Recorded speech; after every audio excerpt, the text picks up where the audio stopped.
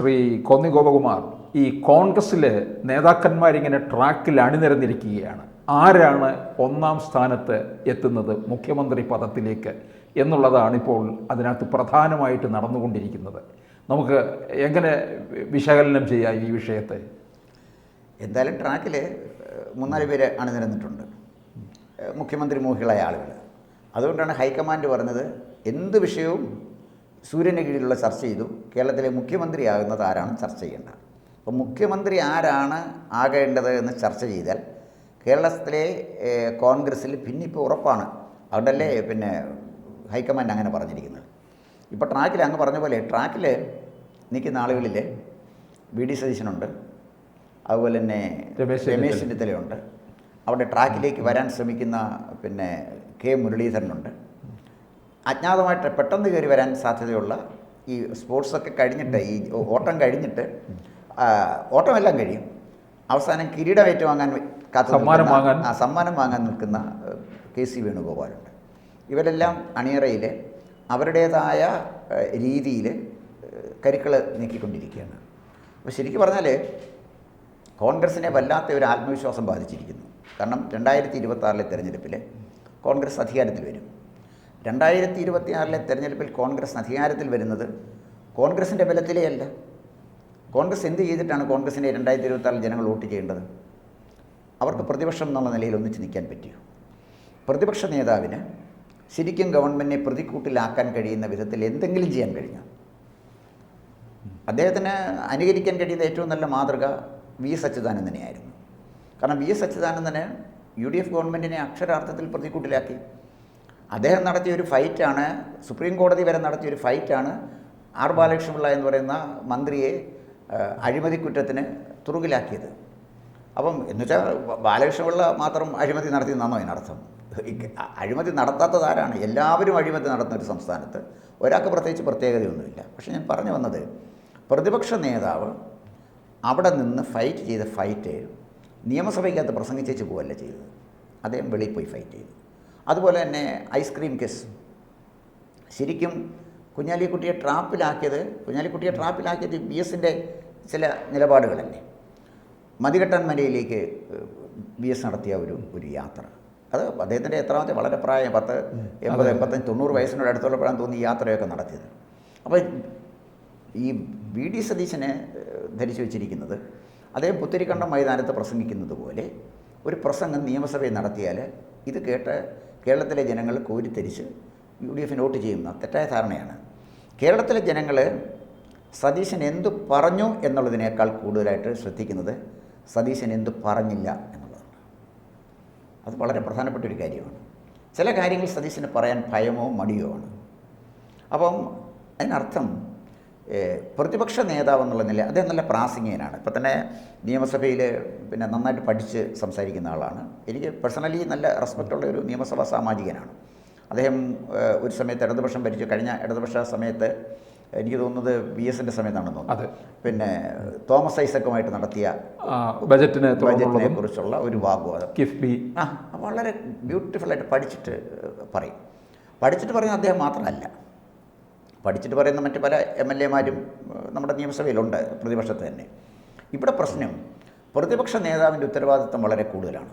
അദ്ദേഹത്തിൻ്റെ ഏറ്റവും പ്രധാനപ്പെട്ട ദൗത്യം കിട്ടുന്ന സന്ദർഭങ്ങളിൽ ഗവൺമെൻറ്റിനെ പ്രതിക്കൂട്ടിലാക്കുക എന്നുള്ളതാണ്. വാക്കൗട്ട് നടത്തുമെന്ന് ഗവൺമെൻറ്റിനെ പ്രതിക്കൂട്ടിലാക്കുന്ന ഒരു കാര്യമല്ല. വാക്കൗട്ട് നടത്തി ഇന്ത്യൻ കോഫി ഹൗസിൽ പോയി ഒരു ചായയും വടയും കഴിച്ചിട്ട് തിരിച്ചു വന്നിരുന്ന് സിറ്റിംഗ് ഫീയും വാങ്ങിച്ചുകൊണ്ട് പോകുന്ന MLA-മാരോട് എന്ത് റെസ്പെക്റ്റാണ് കേരളത്തിലെ ആളുകൾക്ക് തോന്നുന്നത്? കേരളം ഒരുപാട് മാറി. IT യുഗത്തിലാണ് കേരളം താമസിക്കുന്നത്. 18 വയസ്സ് കഴിഞ്ഞവൻ വോട്ടവകാശമുള്ളൊരു സംസ്ഥാനമാണിത്. അങ്ങനെയൊന്നും കേരളത്തിലെ ജനങ്ങളെ കബളിപ്പിക്കാൻ പറ്റില്ല. അപ്പോൾ അതുകൊണ്ടാണ് ഞാൻ പറഞ്ഞത്, സതീശൻ എന്ത് പറഞ്ഞതു എന്നുള്ളതിനേക്കാൾ കൂടുതൽ പ്രധാനപ്പെട്ട കാര്യം സതീശന് എന്ത് പറഞ്ഞില്ല, ബോധപൂർവ്വം എന്തൊക്കെ പറയാതെ പോയി എന്നുള്ളതാണ്. അപ്പോൾ പ്രതിപക്ഷ നേതാവ് എന്നുള്ള നിലയിൽ സതീശൻ്റെ പെർഫോമൻസിൽ കോൺഗ്രസ്സിന് അധികാരത്തിൽ വരിക അത്ര എളുപ്പമല്ല. പിന്നെ നിൽക്കുന്ന ഒരു കാര്യം എന്ന് പറഞ്ഞാൽ, സാധാരണ ഈ പ്രതിപക്ഷ നേതാവാണല്ലോ പിന്നീട് മുഖ്യമന്ത്രിയാകേണ്ടത്. അങ്ങനെയാണല്ലോ അതിൻ്റെ ഒരു നടപ്പ് ഇല്ല. പാർലമെൻ്ററി സംവിധാനത്തിൽ ഒരു അലിഖിതമായ സംവിധാനം അങ്ങനെയൊന്നും വേണമെന്ന് നിർബന്ധമില്ല. പക്ഷേ എങ്കിലും അങ്ങനെയാണ് വരുന്നത്. അങ്ങനെ വരാതെ പോയ ഒരാൾ മാത്രമേ ഉള്ളൂ, T.K. രാമകൃഷ്ണൻ പ്രതിപക്ഷ നേതാവായിരുന്നു. അദ്ദേഹത്തിന് മുഖ്യമന്ത്രിയാകാൻ പറ്റിയില്ല. പിന്നീട് നയനാർ മുഖ്യമന്ത്രിയെ. അത് പിന്നെ ഇടതുപക്ഷത്തിൽ അത് പറ്റും, കാരണം അത് പാർട്ടി തീരുമാനിക്കും, പാർട്ടി സുശക്തമാണല്ലോ. കോൺഗ്രസിനകത്ത് എന്തായാലും സതീശനൊരു ക്ലെയിമുണ്ട്, അത് നമുക്ക് നിഷേധിക്കാൻ പറ്റുകയില്ല. പക്ഷേ ആ ക്ലെയിമിലേക്ക് സതീശൻ പോകുമ്പോൾ സതീശൻ എത്ര വോട്ട് സമാഹരിക്കാൻ കഴിയും എന്നുള്ളതാണ് ഇവിടെ പ്രശ്നം.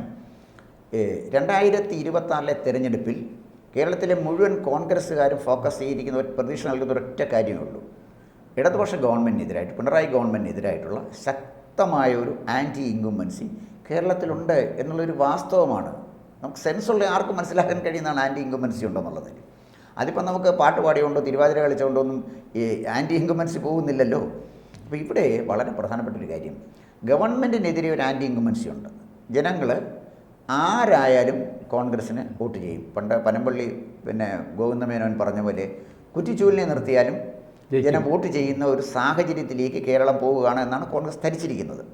ഇലക്ഷൻ റിസൾട്ട് വന്നു കഴിഞ്ഞാൽ നമുക്ക് അതിൻ്റെ യാഥാർത്ഥ്യം അറിയാൻ പറ്റുമെങ്കിലും ഒരു ആൻറ്റി ഇൻകുംബൻസി കേരളത്തിലുണ്ടെന്നുള്ളത് വസ്തുതയാണ്. ഈ ആൻറ്റി ഇൻകുംബൻസിയുടെ ബലത്തിൽ അധികാരത്തിൽ വരും. അതിന് വലിയ കഠിനാധ്വാനമൊന്നും വേണ്ട. വിയർപ്പൊഴുക്കാതെ ജനങ്ങൾ അധികാരം ഈ ആൻറ്റി ഇൻകുംബൻസി എന്നുള്ള ഒരു വെള്ളിത്താലത്തിൽ വെച്ച് കോൺഗ്രസ്സിന് സമ്മാനിക്കും എന്നവർ കണക്കുകൂട്ടുന്നു. അതുകൊണ്ട് ഈ തെരഞ്ഞെടുപ്പിൽ എങ്ങനെയെങ്കിലും ജയിച്ച് മുഖ്യമന്ത്രിയാകുക എന്നുള്ളതാണ് ഇവരുടെയൊക്കെ ഒരു സ്വപ്നം. അത് സാക്ഷാത്കരിക്കാൻ ഉള്ള ബുദ്ധിമുട്ടുകൾ ഇല്ലാതാക്കാനാണ് ഇപ്പോൾ കോൺഗ്രസ്സിനകത്ത് നടക്കുന്ന അന്തർനാടകങ്ങൾ. KPCC പ്രസിഡൻറ്റിനും അതുപോലെ തന്നെ പ്രതിപക്ഷ നേതാവിനും ഒന്നിച്ചിരുന്ന് ഒരു പത്രസമ്മേളനം നടത്താൻ പോലും കഴിയാത്ത വിധത്തിൽ അവരകന്നുപോയി. അത് നിസ്സാരമായൊരു കാര്യമല്ലല്ലോ. പ്രിയരഞ്ജൻ ദാസ് മുൻഷി ബംഗാളിലെ വലിയൊരു ഫയർ ബ്രാൻഡായിരുന്നു കോൺഗ്രസ്സിനകത്ത്. അദ്ദേഹത്തിൻ്റെ ഭാര്യ ദീപാദാസ് മുൻഷിയാണ് ഇവിടെ ഈ പ്രശ്നങ്ങൾ തീർക്കാൻ വന്നത്. അടി കണ്ട് അവരവസാനം മടുത്തു, ചിലപ്പോൾ ഭയന്നു എന്നൊക്കെ പറഞ്ഞാൽ പണ്ട് ഒരാൾ കോൺഗ്രസ്സിനകത്തെ തർക്കം തീർക്കാൻ വന്നവനെ അവസാനം ഉടുതുണിയില്ലാതെ സന്ദർഭമുണ്ട്. കോൺഗ്രസ്സുകാർ അത്തരം ചില പരിപാടികളൊക്കെ ചെയ്ത് കളി. അപ്പോൾ ദീപാദാസ് മുൻഷി ഭയന്നാണ് അവസാനം വരുന്ന മീറ്റിങ്ങുകൾക്ക് ഒരു പക്ഷേ വന്ന് കാണാൻ സാധ്യത. ഇവിടെ പോയി അവർ വീണ്ടും തിരിച്ചു വന്നു. എന്നിട്ടും കോൺഗ്രസ്സിലൊരു സമവായം ഉണ്ടാകുന്നില്ല. എന്താണ് കോൺഗ്രസ്സിൽ സമവായം ഉണ്ടാകാത്തത്? അടിസ്ഥാനപരമായ കാരണം കോൺഗ്രസ്സിന് ശക്തമായൊരു നേതൃത്വമില്ല. പണ്ടിവർ നാഴികയ്ക്ക് 40 വട്ടം പറഞ്ഞുകൊണ്ടിരുന്നത് എന്താണ്? ഹൈക്കമാൻഡ്. കാരണം ഇന്ദിരാഗാന്ധിയുള്ള സമയമാണ്. കരുണാകരനോട് എന്തോ ചോദിച്ചാലും കരുണാകരൻ എന്ത് കാണിച്ചിട്ടും എല്ലാം ഹൈക്കമാൻഡ് പറഞ്ഞിട്ടാണ്. ലീലാ ദാമോദര മേനോൻ്റെ പേരിൽ ചുവരെഴുത്ത് നടത്തി വടകരയിൽ. സ്ഥാനാർത്ഥിയായത് KP ഉണ്ണികൃഷ്ണൻ. അതെ. അപ്പോൾ ഹൈക്കമാൻഡ് പറഞ്ഞു. സാവിത്രി ലക്ഷ്മൺ മത്സരിച്ചു, ഹൈക്കമാൻഡ് പറഞ്ഞു. ചാൾസ് തിരുവനന്തപുരത്ത് മത്സരിച്ചു, അങ്ങനെക്കുറിച്ച് ആർക്കും ഒരു അറിവില്ല, ജയിച്ചു പോയി, അതും ഹൈക്കമാൻഡ് പറഞ്ഞു. ഇവരെയൊക്കെ മത്സരിപ്പിക്കാൻ കാരണം ജനങ്ങൾ കോൺഗ്രസ്സിന് വോട്ട് ചെയ്യും എന്നുള്ള വിശ്വാസമാണ്. ആ വിശ്വാസം തെറ്റായിരുന്നു നമുക്ക് പറയാൻ പറ്റില്ല. ജനങ്ങൾ എന്തായാലും ആ സമയത്ത് ഇന്ന് സമയം മാറി. കോൺഗ്രസ്സിന് ശക്തമായ ഒരു വെല്ലുവിളിയല്ല, ഭരിക്കുന്ന പാർട്ടിക്ക് ശരിക്കും BJPക്ക് ഒരു വെല്ലുവിളി ഉയർത്താൻ പോലും കോൺഗ്രസ്സിന് കഴിഞ്ഞിട്ടില്ല. പിന്നെ കോൺഗ്രസിൻ്റെ നേതാവായിട്ട് അവിടെ വിരാജിക്കുന്നത് രാഹുൽ ഗാന്ധിയാണ്. വളരെ പരിതാപകരമായ ഒരവസ്ഥയിലേക്ക് ചിന്തിക്കുന്ന ഒരാൾക്കും രാഹുൽ ഗാന്ധിയെ ഇന്ത്യൻ പ്രധാനമന്ത്രിയാക്കാൻ ആഗ്രഹിക്കാൻ പോലും കഴിയത്തില്ല. എൻ്റെ ഒന്നും മന്യമായ സ്വപ്നത്തിൽ പോലും രാഹുൽ ഗാന്ധി, എൻ്റെ ജീവിതകാലത്ത് രാഹുൽ ഗാന്ധി പ്രധാനമന്ത്രിയാകരുത്, ഈ രാജ്യം നശിക്കരുത് എന്ന് പ്രാർത്ഥിക്കുന്ന ഒരു ഇന്ത്യൻ പൗരനാണ് ഞാൻ. വേറെ ആരെങ്കിലും ആയിക്കോട്ടെ, കോൺഗ്രസിൽ നിന്ന് വേറെ ആരെങ്കിലും ആയിട്ട്, ശശി തരൂരാകട്ടെ, അതല്ലെങ്കിൽ ഈ KC വേണുഗോപാലായാലും എനിക്ക് അഭിപ്രായ വ്യത്യാസമില്ല. കാരണം രാഹുൽ ഗാന്ധി വളരെ ഡേഞ്ചറസാണ്. ഈ രാഹുൽ ഗാന്ധി ഈ രാജ്യത്തിൻ്റെ നാശം കാക്ഷിക്കുന്ന ഒരു നേതാവാണ് എന്ന് ബഹുഭൂരിപക്ഷം ഇന്ത്യക്കാരും കരുതുന്നു, സ്വാഭാവികമായിട്ടും കേരളീയരും കരുതുന്നു. അപ്പോൾ ഇവിടെ വരുന്ന ഈ വോട്ടൊക്കെ കിട്ടുന്നതിൻ്റെ കാര്യം അവരുടെ ബലത്തിലല്ല, ആൻറ്റി ഇൻകുംബൻസിയുടെ ബലത്തിലാണ്. അപ്പോൾ ആൻറ്റി ഇൻകുംബൻസിയുടെ തോളിലേറി അധികാരത്തിൽ വരാനുള്ള ശ്രമമാണ് നടക്കുന്നത്.